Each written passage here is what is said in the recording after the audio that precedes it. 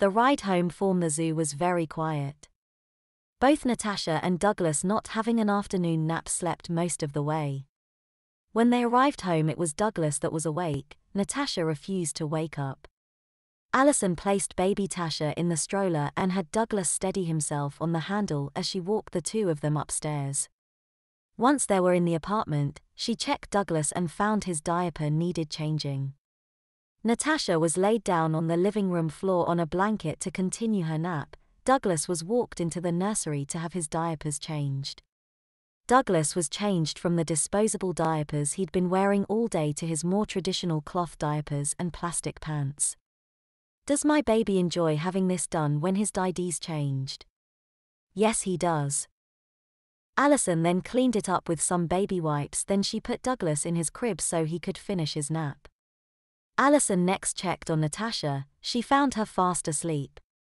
Alison breathed a sigh and went about the house finishing the housework and preparing dinner for herself and her babies. These next couple of weeks was her vacation. She wasn't going into the lab or seeing client for that matter. This was time for her and her babies only. She had just finished taking the last of the dishes out of the dishwasher when she heard some noises in the living room. As walked in to see baby Tasha playing with several of the stuffed animal on the floor. Did baby Tasha have a good nap?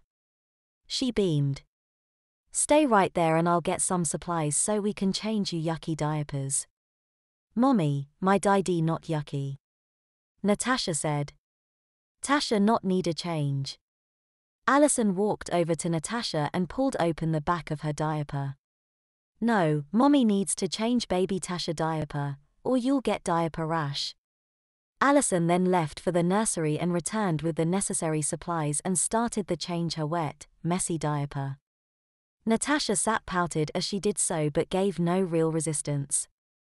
There, Alison said, my baby girl's all fresh and clean. Now play nice while I check on Dan. Natasha went back to playing as Alison headed down the hall to the nursery. When she walked in, she found Douglas had just woke up himself, and the nursery smelled terrible. She opened the crib and helped Douglas to the changing table. Upon removing his diapers, she found her was a total mess. His mess covered almost every inch of his diapers. It took her quite some time to clean him up, but once she did, he was quite happy. She led him out to where baby Tasha was playing and they soon were playing together. Alison looks at the clock and sat down. Dinner wouldn't be ready for another hour. She watched as the two babies played on the floor as she watched the TV. Soon she heard the oven timer ring and she went to prepare the table for her and her babies to eat dinner.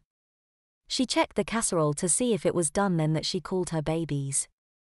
Natasha was the first to arrive, Douglas following not far behind.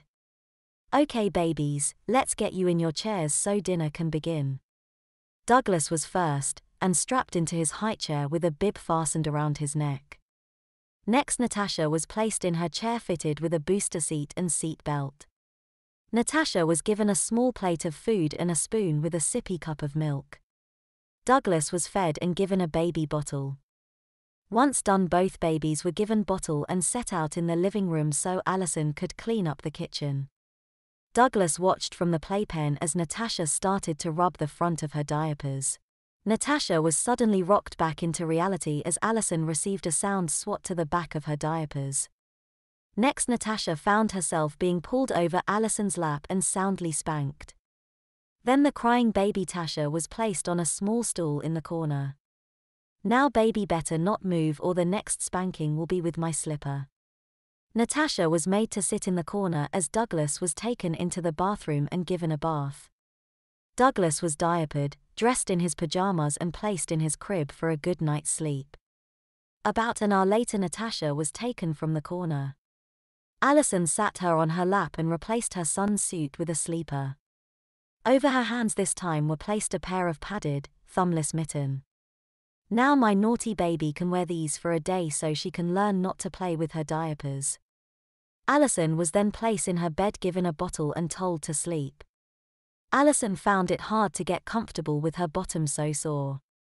It seemed every way that she moved she found her bottom hurt.